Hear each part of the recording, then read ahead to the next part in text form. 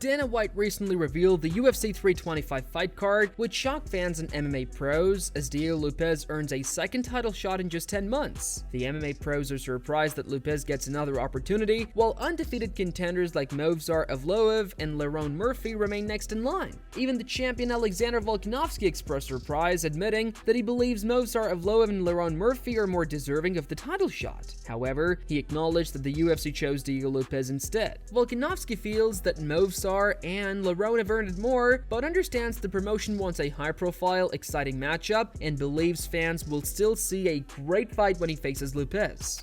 It was a bit in it, a bit of work involved. Obviously, we all know that I wanted to fight earlier. I wanted, I thought it was going to be December. We thought, Lerone Murphy, December. I guess UFC, and they were waiting for Jean Silva and Lopes. Then they were saying Lopes, and we're like, obviously we're like, we just fought that guy. Is there more deserving people, whatnot? But everybody knows that I'll fight anyone, right? So whoever they put in front of me, I'll do. But then it was looking like it wasn't going to happen. But then it did happen, which was great. Again, I thought, it was a Movsar deserving, Lerone Murphy. I thought they were the two guys. They're the guys I called out. UFC really won Lopes. At least everyone knows they're in for a treat. With your Movsars and Lerones, they're probably, they're more deserving. But are they going to bring a fight like Lopes would? I think the fans are going to appreciate the fight that me and Lopes are going to have. On the other hand, Luke Thomas delivered a sharp critic of the UFC over the latest fight announcement, saying the backlash from fans is completely justified. He argued that choices like this gradually chip away at the sport's credibility, making the product feel cheaper over time. In his view, the UFC is prioritizing quick profit over matchups that actually determine who the top fighter in the division is. You are going to hollow out your product doing like this long enough. It's not just that you're not meeting expectations, you're just not. The fight business has always been one of manipulation. The fight business has always been one of the promoters massaging stuff to get what they want. It's a part and parcel of what they do. This is hardly some new practice, right? But it feels like there are moments in time where you can't really fuck around with that, and that's kind of what we're getting here. We're getting a lot of that. We're getting fights where there's obvious ways to go a different direction and they just don't go that direction, clearly because they've got some other aim in terms of how they want to generate revenue. They're just extracting wealth out of the bout rather than matchmaking for a real clear sense of who's the best. Furthermore, Dane Thomas believes Alexander Volkanovski is stuck in a lose-lose scenario with the Diego Lopes fight. He said that even if Volk wins, people may still view it negatively since he already beat Lopes last year, while contenders like Lerone Murphy and Movsar Evloev have stronger cases for a title opportunity. Dane Thomas said, "I think Volk is in a no-win situation here. In a way, he's in a no-win situation because if he wins, it's like, hey, you just beat this guy last year, and there are two other guys that deserved it more than he does." Dane Thomas argued that Lerone Murphy has fully earned a title shot, doing everything the UFC has put in front of him, but he admitted that Diego Lopes brings more buzz and star power, which makes him the more appealing pick for major events. In Thomas's view, Murphy deserves it on merit, but the promotion leans toward Lopes because he captures more attention and helps drive interest in the sport. I know who I think deserves a shot at the title. Lerone Murphy. Lerone Murphy, to me, deserves a shot at the title. He's done everything the UFC's asked him, but he doesn't scream entertainment, and Diego Lopes does. And it's just in terms of flipping a fight one week, another numbered event the next week, you got to go with the guy who's gonna sell. Like, I think it's important for Paramount to get off to a really good start if they're going to drive subscriptions and want more people to watch. And it's honestly better for the sport itself to have this fight as opposed to the meritocracy of having Lerone Murphy, because he deserves it. I think Lerone Murphy does deserve it, or Movsar, like so it's not clear that Lerone does, or even Movsar, but Diego Lopes, man, he's an entertainer and people watch him. Alex Volkanovski's head coach, Joe Lopes, was also surprised that Diego Lopes got the title shot. He said it was a bit shocking since on paper, Movsar, Evloev, and Lerone Murphy seemed more deserving. He added that there's no disrespect to Diego, who's a great fighter, but the decision isn't theirs to make. The UFC chose Lopes, and they simply have to accept the matchup and prepare for the fight. Did you guys find out it was going to be Diego Lopes again? What was your reaction that you guys were going to rematch him straight away like this? I guess it was a bit of a shock, like to anybody, you know, because no disrespect to Diego, because I think he's a great fighter, but we just beat him, you know. Mosvald and Murphy, I think, on paper are probably more deserving of that title shot, but we don't call the shots. That's up to the UFC, and they've given us Diego, so that's the card they've given us, and that's the one we've got to play. Alexander Volkanovski's coach revealed when they learned that the UFC chose Diego Lopes over Lerone Murphy. He explained that Murphy was initially expected to get the shot, and that's when they had been told. About a week or two after Diego's previous fight, the UFC informed them of the change. Originally, Volkanovski was scheduled to headline a December card, and everything was set for that matchup. How long ago did you find out that it was actually going to be Diego? Because it was supposed to be Murphy initially, right? That's what all the reports were. That's what kind of like Alex was talking about. Yeah, it was. That's what they'd given us. Probably, I'd say a week or two after Diego's fight, they put that on the table to us. Because initially we were going to be fighting in December, that we were going to headline this December card, and we were all set for that. Joe Lopes explained that they originally expected the fight to go to either Movsar Evloev, Lerone Murphy, or the winner of the Murphy vs. Pico. After Murphy delivered a spectacular knockout, they were certain it would be him. But Diego's own impressive KO changed the situation entirely. We thought it was going to be either Mosvard or Murphy, or the winner out of Murphy and I can't remember who Murphy and Pico, Aaron Pico. Yes. And so we had that sort of, it was going to be out of Murphy or Pico, maybe a Mosvard, but we didn't really have much hope on that. And then when Murphy had that spectacular KO, we said, yeah, it's Murphy, and all indications and everything, led to Murphy. Till Diego had his spectacular KO and everything changed.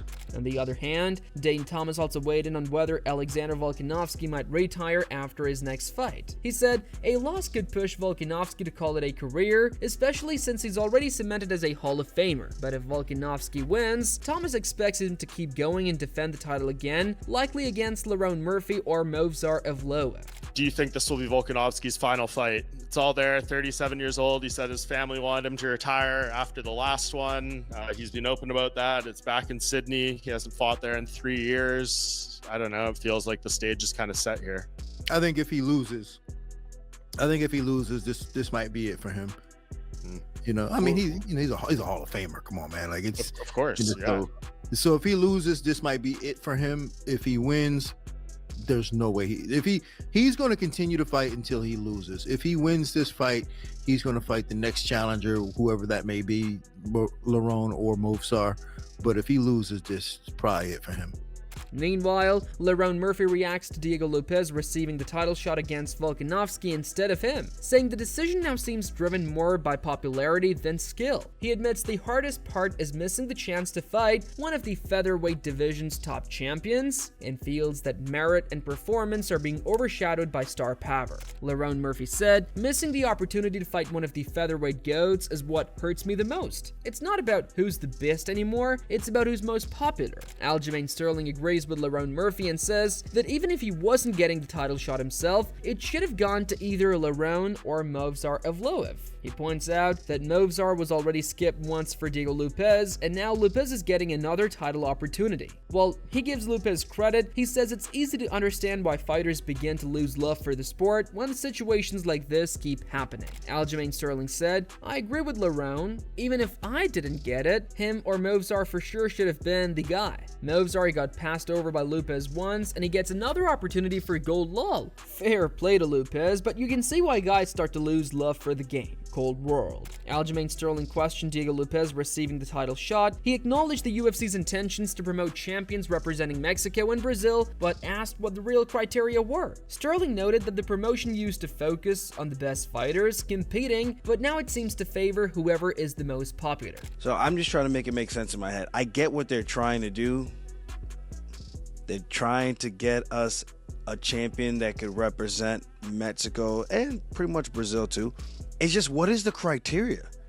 That is all I want to know. I just want something that when we come into this sport, because I'm now 36, I got into this sport when I was 24, and merit used to mean something for the most part. The UFC used to be the organization, the best fights the best. Now it's, are you the most popular guy? Because if you're the most popular guy and you can fight just a little bit, we'll throw you in there. As long as you can fight a little bit and beat some of the best guys or beat some favorable matchups that people might know, but it's enough for you to get a highlight win, we'll put you in that spot.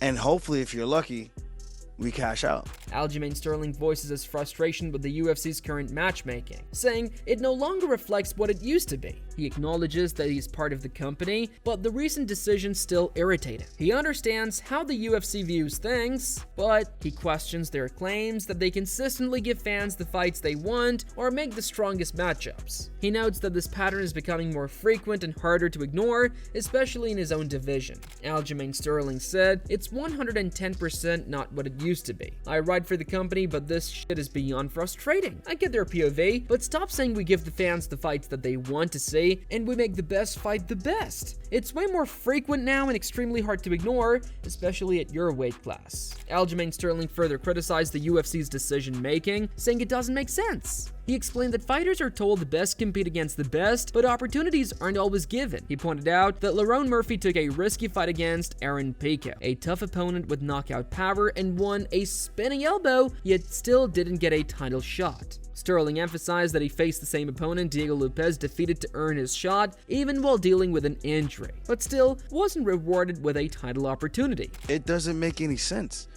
because we come in, we are told the best guys will fight the best guys. You eat what you kill. Well, how can you kill something if you're not given the opportunity? Now you have Lerone Murphy, takes a risky fight against a Bellator guy in Aaron Pico.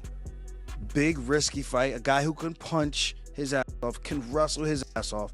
Yeah, he might not have ever been the Bellator champ, but he's still a tough out. He knocks him out. Spinning elbow. Doesn't get the shot either. I beat Brian Ortega. And you can make all the excuses you want for the win. Literally through a spinning elbow, my arm is dead for the last 2 rounds. 10 minutes. At the end of round 3, meaning rounds 4 and 5, I had one arm to fight with. I beat the guy that Diego Lopes beat to get a title shot. MMA Guru expressed his frustration with the UFC's recent decisions and openly questioned their direction. He said that no matter what the promotion did, someone would be unhappy, even if they chose Lerone Murphy. Critics would argue that he hasn't beaten the necessary opponents. Guru emphasized that the real issue is the growing number of legitimate contenders now, unlike the past when the division had far fewer options. What are they doing?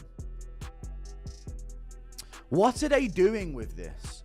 Of all the decisions they could make, there's some that we wouldn't have been happy with. Listen, I understand that, like, no matter what, it wouldn't have been ideal.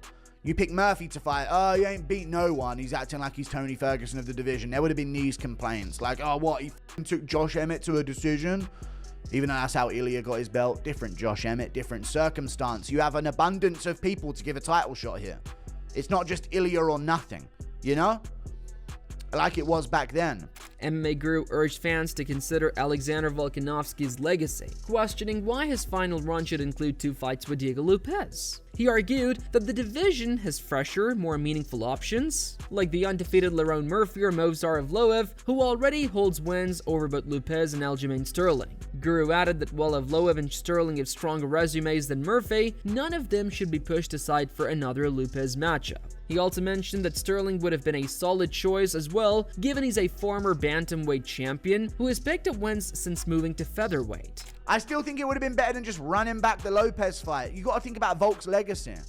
Why will it read 2 Lopes fights in a row at the end of his career? You got to think about fresh matchups for him here. Something new. An undefeated guy in Murphy. An undefeated Dagestani in Evloev that has a win over Lopes. That has a win over Aljo. Who would be another option here. And I think Evloev and Aljo's claims are a lot better than Murphy's, but still, not Lopes. Not Lopes. Aljo's a former champ at bantamweight, moved up. Yes, he lost to Evloev, beat Brian Ortega, beat Calvin Kattar in his featherweight debut. He was a guy on his way to being the bantamweight GOAT. Before he lost to O'Malley, moved up. He's gone 2-1 since then. MMA Guru added that he wants to see Volkanovski take on a top-level wrestler again to test how he handles that style. He thinks Volkanovski could beat Aljamain Sterling, but an undefeated rising star like Movsar Evloev would provide a more exciting challenge. He highlighted Evloev as an undefeated Dagestani on the rise and suggested a matchup with him would be compelling for Volkanovski's final fight. Holding the fight in Australia would make it even more special, giving Volkanovski a chance to win in front of his home fans and further cement his legacy as one of the greatest featherweights. I want to see Volk versus a hard wrestler again. That's what I want to see. I want to see how he deals with it. I think he'd beat Aljo, but it'd be a fresh name, an interesting name. Same with Evloev, undefeated. Yeah, undefeated Evloev. I think he might have a draw on his record or something like that, and some split decisions and interesting decisions, don't get me wrong, but an exciting Dagestani undefeated guy on the come up. Volk's answer to that would be interesting to see in the last fight of his career. This is in Australia. Maybe Volk won't retire here. Maybe I'm wrong. Maybe we'll still see these matchups. But it's in Australia. And I don't know when this is going to align for Volk again. It might be a couple of years before the stars align to where Volk can defend his belt in Australia again. So this is like a golden opportunity for Volk to win a fight and then just go in front of the Australian crowd. Thanks very much. It was I'm the greatest featherweight of all time, and that would be cemented in my opinion. Mike Heck also reacted to the card announcements, noting that while Dana White and the UFC rarely worry about backlash, he doubts they expected the explosion of negative reactions that followed. He said the response to the Volk vs. Lopes rematch has been especially harsh, adding that he can't recall a main event being torn apart by fans this much in recent memory. Mike Heck said, "I'm quite aware Dana and the UFC don't care at all, but I don't think they expected this reaction from the fan base after the main event announcements yesterday. I can't remember seeing a pair of fights ripped apart more than this, especially Volk Lopes too." So that's all we have from today's video, and hopefully you enjoyed it. Share your thoughts about the UFC 325 fight card in the comment section, and subscribe to our channel to get more updates about UFC.